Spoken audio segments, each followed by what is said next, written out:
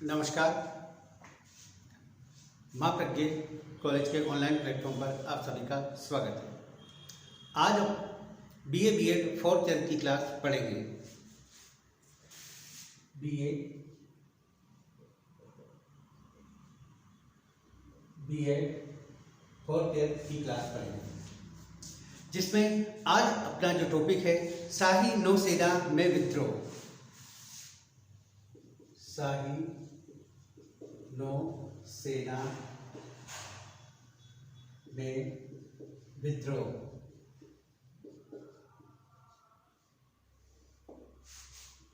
आपके टॉपिक भी है 1942 में लिखा हुआ है। 1942 में जो विद्रोह हुआ था उनके बारे में अध्ययन करना है। अतः यह बीए बीएड पेपर फर्स्ट में अंकित है। मैं भगवती प्रसाद सोने आज आपके सामने इसके बारे में डिस्कस करूंगा और आपको इसके बारे में ज़्यादा से ज़्यादा समझाने की कोशिश करूंगा। शाही नौसेना में विद्रोह खाने व नस्लीय भेदभाव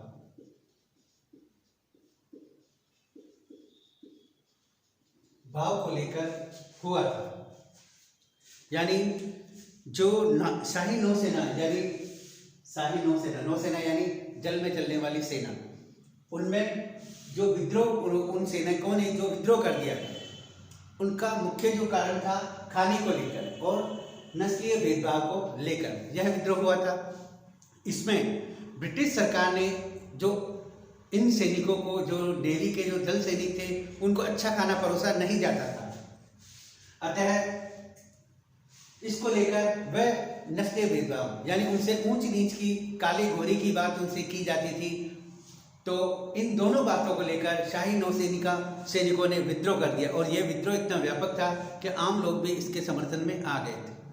क्लियर। और सड़कों पर खून की बोलते नदियां बहा दी गई, किंतु यह विद्रोह बिना किसी परिणाम के ही समाप्त भी हो गया।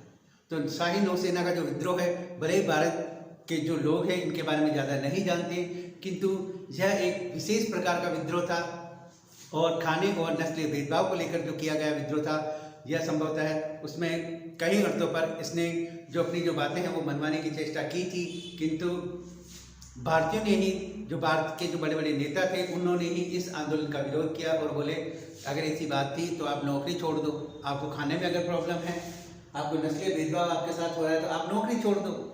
किंतु नौकरी छोड़ना किसी बात का समाधान नहीं है। भारतीय जो उच्च राजनेता थे उन्होंने इस तरह की बात कही थी। क्लियर। और कुछ भारतीय जो नेता थे उन्होंने इनको समर्थन भी दिया था और कुछ ने इनके बारे में अपनी विशेष राय भी थी। अतः हम आगे पढ़ेंगे भारतीय नौसेना या शाही नौसेना में विद्रोह। जो ईस्ट इंडिया कंपनी के अधीन या ब्रिटिश सरकार के अधीन जो नौसेना थी उनमें विद्रोह हुआ था, उसके विस्तृत रूप की चर्चा अब करेंगे। 8 से 23 फरवरी 1946 तक मुंबई में होने वाले नौसैनिक विद्रोह, भले ही इसे आज भुला दिया गया हो, किंतु हमारी स्वाधीनता संग्राम की सचमुच शौर्यपूर्ण घटनाओं में से एक है। यानी ये एक शौर्य और सचमुच एक महत्वपूर्ण घटनाओं में से एक है। शाही नौसेना के युद्धकालीन विस्तार के फलस्वरूप देश के सभी लोगों के जवान इसमें भर्ती किए गए और पुरानी सैन्य परंपरा दुर्बल पड़ी। यानी शाही नौसेना में युद्धकालीन विस्तार के फलस्वरूप देश के सभी भागों के जवान इसमें भर्ती किए गए, जिससे पुरानी जो व्यवस्था ही परंपरा थी वह दुर्बल हुई, जिसके अंतर्गत कुछ राजनीतिक रूप से अविकसित लड़ाकू जातियां से ही सैनिकों की भर्ती की जाती थी। साम्राज्य में इस अंतिम दुर्ग में नस्लीय भेदभाव में कोई कमी नहीं आई थी। भर्ती की जाती थी, यानी इसमें भी जो लड़ाकू जातियां थी उनकी भर्ती की जाती थी, किंतु इसमें भी नस्लीय भेदभाव लागू था, उसमें कोई कमी नहीं आई। जबकि विदेशों में सेवा करने के फलस्वरूप नौसैनिकों को विश्व के घटना चक्र से संपर्क हुआ था और आज़ाद हिंद फौज के मुकदमों एवं भारत के युद्धोत्तर जन आंदोलन का प्रभाव बढ़ता जा रहा था। 18 फरवरी के सिंगल्स प्रशिक्षण प्रतिष्ठान तलवार में, यानी एक जहाज है तलवार,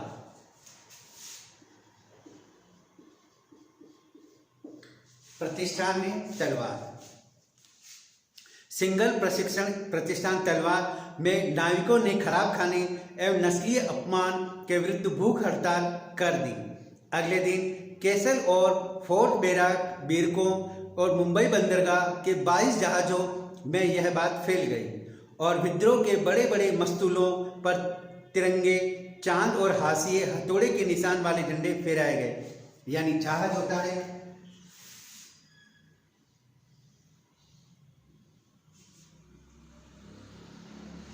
जो जहाज है इस पर संचालन करने के लिए बड़े बड़े मस्तूल होते हैं और इन पर पर्दा बंधा होता है, जिससे यह जहाज एक जगह से दूसरी जगह पर यात्रा करते हैं। उन मस्तूलों पर तिरंगे झंडे, चांद और हथौड़े, हाशिए के निशान वाले झंडे फहरा दिए गए।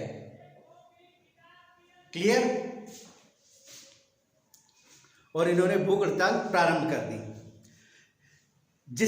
जिसके प्रमुख MS खान थे।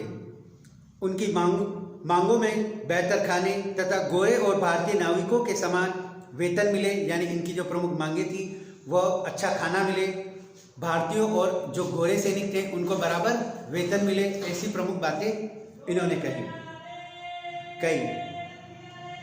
साथ ही आज़ाद हिंद फौज के एवं अन्य राजनीतिक कैदियों की रिहाई और इंडोनेशिया में सैनिकों को वापस बुलाना था। यानी जो अन्य सैनिक ब्रिटिश सरकार ने गिरफ्तार कर लिए, पकड़ लिए, और जो आज़ाद हिंद फौज के जो सिपाही थे उनको पकड़ लिए, और इंडोनेशिया में जो भारतीय नौसैनिकों को भेजा गया था उनको वापस बुलाए, आदि मांगे इनकी थी, खान साहब की।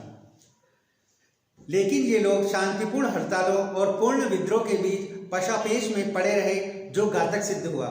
20 फरवरी को उन्होंने अपने अपने जहाज़ों में लौटने का आदेश दिया, का पालन करने को कहा। जहां सेना ने गार्डों ने उन्हें घेर लिया। अगले दिन तक केसल बैराक में नाविकों के घेरा तोड़ने का प्रयास करने से लड़ाई आरंभ हो गई, जिसके लिए गोला बारूद जहाज से मिल रहा था। एडमिरल गॉडफ्रे ने विमान भेजकर नौसेना को नष्ट करने की धमकी दी। यानी जो गॉडफ्रे था एडमिरल, उसने कहा हम हेलीकॉप्टर से आपके इन जहाज़ों को नष्ट कर देंगे, आपको नष्ट कर देंगे, ऐसी चेतावनी उनको, धमकी उनको दी। उसी दिन तीसरे पहर भाईचारे के हृदयग्राही हसीए देखने को मिले। लोगों की भीड़ गेटवे ऑफ इंडिया पर नाविकों के लिए खाना लेकर आई। यानी हृदयग्राही, भातृत्व की बात है, लोग भी उनके समर्थन में आए और इंडिया गेट पर इन लोगों के लिए खाना लेकर आए। दुकानदार भी उनसे कह रहे थे कि जो चाहे उनकी दुकान से ले ले। यानी दुकानदार यहाँ तक कह रहे थे कि आपको जो चाहिए आप हमारी दुकान से ले ले फ्री में। यह घटना अनायास ही उस कृष्ण सागर बेड़े के विद्रोह का स्मरण कराता है, जो 1905 में पहली रूसी क्रांति के समय हुआ था। वह विद्रोह भी अखाद्य भोजनों को लेकर प्रारंभ हुआ था और विद्रोहियों से भाईचारा दर्शाने वाली भीड़ को बाद में गोलियों से भून दिया गया था। ऐसी ही घटना भारत में घटी थी, उससे तुलना कर रहे हैं। यही घटना जो बाद में आइंस्टाइन की सर्वश्रेष्ठ फिल्म बैटलशिप पोतकीमन के ओडेसा स्टेप्स वाले दृश्य में अमर हो गई। यानी ये दृश्य फिल्म में भी अपनाया गया और उसे बताया गया, जिससे वह फिल्म अमर हो गई। 22 फरवरी तक हड़ताल देश भर के नौसैनिकों केंद्रों के साथ समुद्र में खड़े जहाज़ों में फैल गई। यानी यह जो हड़ताल है वो सारे देश के सारे जो समुद्री बेड़े थे उनमें फैल गई। हड़ताल अपनी चरम अवस्था में थी। 78 जहाज, 20 तटीय प्रतिष्ठान और 20,000 नाविक इसमें सम्मिलित हो गए। उसी सुबह कराची में एक बड़ी लड़ाई के पश्चात ही हिंदुस्तान से समर्पण कराया जा सका। हिंदू और मुस्लिम विद्यार्थियों एवं कामगारों ने पुलिस और सेना के साथ हिंसक झड़पें को लेकर विद्रोह किया और जिससे विद्रोहियों को भी इनका समर्थन मिला। यानी कराची के जो नौसैनिक थे उन्होंने भी इसका समर्थन दिया था। इस प्रकार भारतीय विद्यार्थियों आदि ने भी इसके समर्थन में आए थे। 22 फरवरी तक बंबई और अन्य स्थानों पर भी नाटकीय घटनाओं के प्रति भारत के राजनीतिक समूहों के दो अत्यंत विषम दृष्टिकोण स्पष्ट दिखाई देने लगे थे। मतलब भारतीय जो राजनीति है उनके भी दो पक्ष उभरकर सामने आए और दिखाई देने लगे। मुंबई की CPI में आम हड़ताल का आह्वान किया गया, जिसका नेतृत्व अरुणा आसफ अली, अच्युत पटवर्धन जैसे कांग्रेसी समाजवादी नेता ने समर्थन किया था। इसके विपरीत, यानी ये समर्थन कर रहे थे नौसैनिकों के विद्रोह का, इसके विपरीत सरदार पटेल ने लोगों को सलाह दी कि वह सामान्य रूप से अपना कार्य करते रहे और कांग्रेस और लीग के प्रांतीय इकाइयों के नेता S.K. पाटिल और चुंडगिर ने तो कानून व्यवस्था स्थापित करने में सहायता के लिए स्वयंसेवक प्रदान किए। यानी नौसेना के जो विद्रोह था उनमें पाटिल साहब ने और चुंडगिर ने उनको कहा था कि हम आपको स्वयंसेवक भेजते हैं जिससे व्यवस्था वापस स्थापित हो जाए। कांग्रेस और लीग के विरोध के बावजूद 22 फरवरी को 3 लाख लोगों ने मुंबई में अपने औजारों को हाथ नहीं लगाया। लगभग सभी कपड़े मिलें बंद हो गई। सड़कों पर हिंसक झड़पें हुई, जिनमें भीड़ सड़क पर बाधाएं खड़ी करके निकट इमारतों से उन पर नजर रखी गई। यानी इतने लोग इकट्ठा हो गए तो उन पर नजर रखी गई निकट इमारतों पर चढ़कर। यह स्थिति 2 दिन तक बनी रही, विशेष रूप से परेल और डेलीजले रोड के सर्वहारा प्रधान क्षेत्र में। मुंबई शहर में कानून और व्यवस्था बहाल करने के लिए 2 सैनिक टुकड़ियों को लगाना पड़ा।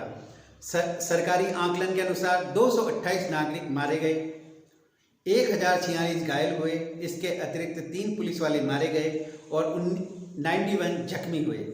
यह रिपोर्ट दी RIN स्ट्राइक दंडित नाविकों को में लिखी गई है। पृष्ठ संख्या 93, मैगर्स खंड 6, पृष्ठ संख्या 1082-83। पटेल ने इस बार जिन्ना की सहायता से 23 फरवरी को नाविकों को समर्पण करने के लिए तैयार कर लिया। उन्हें आश्वासन दिया गया कि राष्ट्रीय दल उन्हें अन्याय का शिकार नहीं होने देगी। यानी सरदार वल्लभ भाई पटेल ने उनको जिन्ना के सहयोग से आत्मसमर्पण के लिए समझाया और कहा आपके साथ अन्याय नहीं होने देंगे। लेकिन इस वादे को शीघ्र ही चुपचाप भुला दिया गया, क्योंकि जैसे पाटिल ने आंध्र कांग्रेस के नेता विश्वनाथन को 1 मार्च 1946 को लिखा कि सेना के अनुशासन को छोड़ा नहीं जा सकता, स्वतंत्र भारत में भी हमें सेना की आवश्यकता होगी। यह है सरदार लेटर्स खंड 4, अहमदाबाद 1977, पृष्ठ संख्या 165 में लिखी गई है। नेहरू ने मुंबई आने का अरुणा आसफ अली का निमंत्रण स्वीकार कर लिया, किंतु शीघ्र ही वह इस बात के कायल हो गए कि हिंसा के उच्छृंखल उद्रेक को रोकने की आवश्यकता है। यद्यपि उन्होंने सेना और जनता के बीच की लोहे की दीवार तोड़ने के लिए नौसैनिकों की हड़ताल की प्रशंसा की। गांधी जी का रवैया पटेल की भांति स्पष्ट रूप से था। 22 फरवरी को उन्होंने बुरा और भारत के लिए अशोभनीय इन्हें बताया। दृष्टांत कायम करने के लिए नाविकों की निंदा की और कहा कि यदि कोई शिकायत है तो चुपचाप नौकरी छोड़ देते। उन्होंने एक बात रोचक वक्तव्य दिया कि हिंसात्मक कार्यवाही के लिए हिंदुओं और मुसलमानों का एक होना अपवित्र बात है। अरुणा आसफ अली ने भी बिना किसी लहजे के उत्तर दिया कि नाविकों से नौकरी छोड़ने के लिए कहने की बात कांग्रेसियों के मुंह से शोभा नहीं देती, क्योंकि वह स्वयं विधायिकाओं में जा रहे हैं। यानी आप कह रहे हैं कि नौकरी छोड़ दो और आप खुद विधायिकाओं जो इलेक्शन हो रहे हैं उसमें चुनाव लड़ने जा रहे हैं। ये कैसी विरोधाभास वाली स्थिति है। आप तो उन्हीं की विधिकाओं में चुनकर जाना चाहते हैं और यहाँ आप कह रहे हैं कि नौकरी छोड़ दो। ये विरोधाभास वाली बात आपके मुंह से शोभा नहीं देती। अरुणा आसफ अली ने यह दुखद मगर सच्ची भविष्यवाणी की थी कि हिंदुओं और मुसलमानों को संवैधानिक मोर्चे की तुलना में सड़क की बाधाओं के स्थल पर एक करना कहीं सरल है। गांधी जी के 22 फरवरी के कथन को 30 मई 1946 की वेवेल की निजी टिप्पणी के समकक्ष रखने का लोभ संवरण करना कठिन है। हमें हर कीमत पर हिंदुओं और मुसलमानों के साथ उलझने से बचना चाहिए। यानी वेवेल ने भी यही बात कही कि हमें हर प्रकार से हिंदुओं और मुसलमानों के साथ उलझने से बचना चाहिए। आज़ाद हिंद फौज के जवानों के ठीक विपरीत शाही सेना के नाविकों को कभी राष्ट्रीय नायकों जैसा सम्मान नहीं मिला। यद्यपि उनके कारनामे में कुछ अर्थों में आज़ाद हिंद फौज के फौजियों से कहीं अधिक खतरा था, यानी उनसे ज़्यादा खतरा इनको था, फिर भी उन्हें वह सम्मान नहीं मिला जो मिलना चाहिए था। जापानियों के युद्धबंदी शिविर की कठिनाइयाँ भरी जिंदगी जीने से आज़ाद हिंद फौज में भर्ती होना कहीं बेहतर था। नौसेना केंद्रीय हड़ताल समिति का यह अंतिम संदेश स्मरणीय है। उन्होंने कहा, हमारी हड़ताल हमारे राष्ट्र के जीवन की एक ऐतिहासिक घटना रही। पहली बार सेना के जवानों और आम आदमी का खून सड़कों पर एक साथ लक्ष्य के लिए बहा। हम फौजी इस बात को कभी नहीं भूलेंगे। हम यह भी जानते हैं कि हमारे भाई बहन भी इसे नहीं भूलेंगे। हमारी महान जनता जिंदाबाद, जय हिंद। ये बात उनके जो अंतिम वक्तव्य थे उसमें कही गई थी। ठीक इसी प्रकार भारतीय नौसेना में विद्रोह खाने और नस्लीय टिप्पणी के साथ हुआ था और इसमें आम लोग भी सम्मिलित हो गए थे। वहीं गांधी जी ने कहा कि आपको अगर ये बातें पसंद नहीं है तो नौकरी छोड़ दें। वहीं अरुणा आसफ अली ने कहा कि अगर ये नौकरी छोड़ देंगे किंतु आप भी तो विधायिका में चुनकर जाने की अनुशंसा कर रहे थे। इसमें बार बार जिक्र आया है आज़ाद हिंद फौज का। आज़ाद हिंद फौज के बारे में जैसा कि मैंने सुभाष चंद्र जी बोस के बारे में संक्षिप्त रूप में इसकी परिचर्चा की है, थोड़ा सा इसमें भी आप देख लें। ब्रिटिश नीति में निर्णय परिवर्तन 1945-46 की शरद और शीत ऋतु में जन दबाव के कारण आया। इस समय के पेड्रेल मून ने वेवेल का जर्नल संपादित करते हुए बड़े सटीक ढंग से ज्वालामुखी का कगार कहा। पहले अंग्रेजों ने बड़ी ही मूर्खतापूर्वक आज़ाद हिंद फौज के 20,000 कैदियों पर सार्वजनिक मुकदमा चलाने का निर्णय लिया। साथ ही कम से कम 7,000 को नौकरी से निकालने एवं बिना मुकदमा चले हिरासत में लेकर कार्यवाही करने की मांग की। 7,000 वह लोग थे जो पहले ब्रिटिश सेना में थे और बाद में आज़ाद हिंद फौज में सम्मिलित हो गए और उन पर कड़ी कार्रवाई करने की बात की गई। अंग्रेजों ने यह एक भूल की कि पहला मुकदमा नवंबर 1945 में लाल किले में चलाया गया, जिसमें एक हिंदू, एक मुसलमान और एक सिख, जिनमें पी.के. सहगल, शाहनवाज, गुरु बख्श सिंह ढिल्लो को कठोर कटघरे में खड़ा कर दिया, को एक साथ कटघरे में खड़ा कर दिया। बचाव पक्ष की ओर से भूलाबाई देसाई, तेज बहादुर स्प्रू, नेहरू के उनके वकील थे और देशव्यापी विरोध में मुस्लिम लीग भी सम्मिलित हो गई। 20 नवंबर को गुप्तचर विभाग ने यह टिप्पणी में स्वीकार किया गया था कि शायद ही ऐसा कोई मामला हो जिसमें भारतीय जनता ने इतनी अधिक रुचि दिखाई हो। यानी जो गुप्तचर है उन्होंने अपनी रिपोर्ट दी, उन्होंने भी कहा कि शायद ऐसा कोई मामला रहा हो जिसमें ब्रिटिश भारत के जो लोग हैं उन्होंने इतनी रुचि दिखाई हो, की सहानुभूति दिखाई हो। यह विशेष प्रकार की सहानुभूति सांप्रदायिक सीमाओं को पार कर गई। उसी दिन लाल किले में कैदियों से भेंट करने वाले पत्रकार वी शिवराय ने रिपोर्ट दी कि उनमें हिंदू या मुसलमान होने की भावना जरा भी नहीं है। लाल किले में मुकदमा चलाए जाने की प्रतीक्षा करने वालों में अधिकांश मुसलमान हैं। इनमें से कुछ इस बात पर क्षुब्ध हैं कि जिन्ना साहब अब तक पाकिस्तान संबंधी विवाद को जीवित रखे हुए हैं। अंग्रेज इस बात से बहुत घबरा गए कि आज़ाद हिंद फौज की भावना भारतीय सेना में फैलती जा रही है। जनवरी में पंजाब के गवर्नर ने रिपोर्ट दी कि आज़ाद हिंद फौज को कैदियों को रिहा कर दिया जाए। लाहौर में होने वाले स्वागत समारोह में भारतीय सिपाही वर्दी पहनकर सम्मिलित हुए थे। एक अन्य मुद्दा यह था कि वियतनाम और इंडोनेशिया में फ्रांसीसी और डच उपनिवेशवादी शासन को बहाल करने के लिए भारतीय सेना का उपयोग किया जा रहा था। यानी ये जो वियतनाम है, इंडोनेशिया है, फ्रांसीसी और डच उपनिवेश है, यहाँ शासन बहाली के नाम पर भारतीय सैनिकों की ही नियुक्ति की जा रही थी। कम से कम शहरी जनता के साथ ही सेना के कुछ हिस्सों की भावना पर इसका जो प्रभाव पड़ा इस बात से स्पष्ट है कि युद्ध के कारण उत्पन्न समाजवादी विरोधी चेतना में प्रचंड बढ़ोतरी हुई। वेवेल भारतीय सेना का इस प्रकार प्रयोग किए जाने से घबरा गए।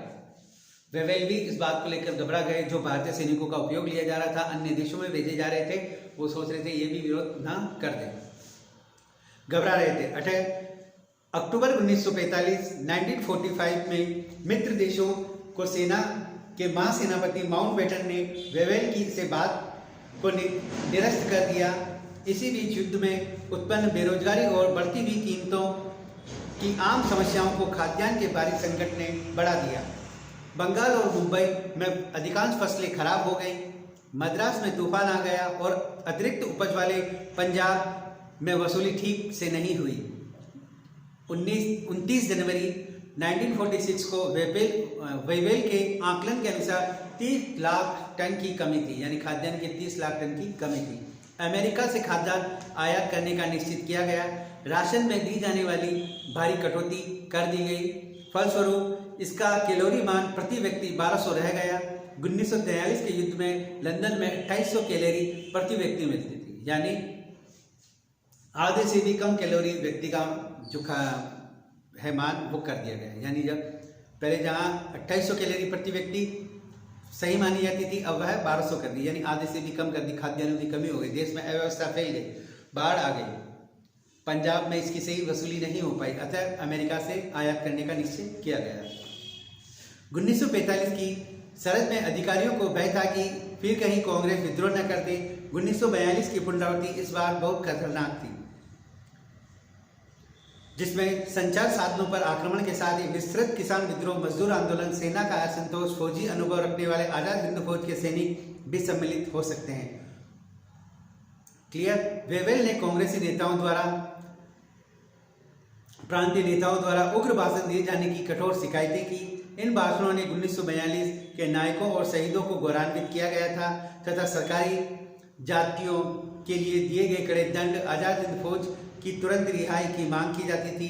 तथापि अंग्रेज शीघ्र ही समझ गए कि तलवारबाजी के ये पैतरे मूलतः चुनावी प्रचार का हिस्सा है, जिसके साथ जन सामान्य की मन स्थिति को ध्यान में रखने की आवश्यकता भी शामिल है। आखिरकार 1942 का उल्लेख कांग्रेस के लिए चुनावी दुर्ग का पत्ता था। यहाँ तक कि आजाद हिंद फौज का संबंध में कहा जा सकता है कि अक्टूबर में आसफ अली ने एक निजी वार्तालाप में कहा था कि यदि उनकी पार्टी आजाद हिंद फौज का मसला नहीं उठाती तो देश में उनका आधार कम हो जाएगा, किंतु यदि कांग्रेस सत्ता में आती है तो निश्चित रूप से वह सेना से आजाद हिंद फौज के सिपाहियों को निकाल देगी, बल्कि संभव है उनमें कुछ पर मुकदमा भी चलाए।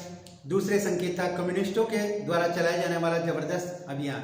उन्होंने नेहरू की बड़ी सक्रिय भूमिका थी, उनकी चरम परिणति थी। 5 अक्टूबर को कांग्रेस के सीपीआई के सदस्यों से त्यागपत्र दे।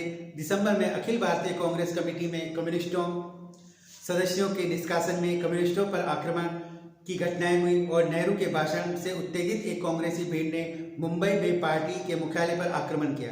इसमें सीपीआई की युद्धकालीन भूमिका के प्रति आक्रोश के अतिरिक्त कुछ भी नहीं था। इस बात से स्पष्ट है कि हिंदू महासभा के विरुद्ध ऐसा कोई सुनियोजित अभियान नहीं चलाया गया, जिसमें कुछ नेताओं ने 1942 में रहे थे। सी राजगोपालाचारी ने भारत छोड़ो आंदोलन, पाकिस्तान के मुद्दों पर कम्युनिस्टों जैसा ही था, कांग्रेस के चोटी के नेता रहे। जिन शक्तियों ने कांग्रेस की संघर्षशीलता नियंत्रण किया था वे पुनः सक्रिय हो गए। 3 नवंबर को सिंध के गवर्नर, 17 नवंबर को फाइनेंस मेंबर रॉडलैंड्स, 30 नवंबर को भारत सचिव पैट्रिक लॉरेंस ने अलग अलग बात का उल्लेख किया। कांग्रेस ने उग्र भाषणों में जीडी बिरला को घबराहट में डाल दिया। हाल ही में ऐसे संकेत मिल रहे हैं जिनसे ज्ञात होता है कि कांग्रेस नेता यह स्पष्ट करके राजनीतिक तनाव कम करना चाहते हैं। कहा जाता है कि पैट्रिक लॉरेंस ने 5 दिसंबर को ही कहा था। आगे उसने यह भी कहा था कि कांग्रेस का समर्थन करने वाले सशक्त पूंजीवादी तत्व अपनी संपत्ति की सुरक्षा को लेकर चिंतित है। अगले दिन स्वयं बिरला ने लंदन में एक अधिकारी को आश्वासन दिया, नेहरू समेत कोई भी राजनीतिक नेता ऐसा नहीं है जो संकट या हिंसा चाहता हो। जन सामान्य की बेचैनी और वर्तमान वातावरण ही इन उग्र भाषणों के लिए उत्तरदायी है। नेता को भी प्राय भाषण कम सुनने को मिलेगी, ऐसी बात कही थी। नेक्स्ट, ये आज़ाद हिंद फौज पर मुकदमा और इनके बारे में और ये शाही नौसेना के विद्रोह के बारे में विस्तृत रूप से चर्चाएं परिचर्चाओं के बारे में हम बता रहे हैं। लास्ट में जो आज़ाद हिंद पर जो मुकदमा चला था वह संपूर्ण भारत में फैल गया और देश में विभिन्न क्षेत्रों संगठनों में इनके प्रति सहानुभूति रखी गई। यह संभवतः ऐसा मामला था जहां कांग्रेसी और मुस्लिम लीग के नेता इस चीज़ का फायदा उठाना चाह रहे थे। इन्होंने ये कहा कि जहां मुस्लिम लीग ने यह कहा कि अगर हम यह मुद्दा नहीं उठाएंगे तो हमारे जो प्रतिष्ठा है उसको प्रॉब्लम होगी, उनको धक्का लगेगा, अतः हमें यह मुद्दा उठाना चाहिए। वहीं कांग्रेसी नेता भी, जिसमें जवाहरलाल नेहरू जी थे, इन्होंने इस मुकदमे की पैरवी भी की थी। इस प्रकार हम निश्चित रूप से कह सकते हैं शाही नौसेना का विद्रोह और आज़ाद हिंद फौज पर मुकदमे। आज़ाद हिंद फौज का मुकदमा तो पूरे भारत में विख्यात हो गया, किंतु ये शाही नौसेना का जो विद्रोह है यह भी भुलाया नहीं जा सकता। भले ही इस विद्रोह में देश के चोटी के नेताओं ने इसमें सहयोग नहीं दिया था, किंतु पहली बार हुआ था कि नौसेना के साथ भारतीय जनमानस भी कंधे से कंधे मिलाकर खड़ा था। अतः शाही नौसेना में विद्रोह आपके सामने मैंने स्पष्ट रूप से समझा दिया है। क्लियर? ओके, आज के लिए इस क्लास में इतना ही।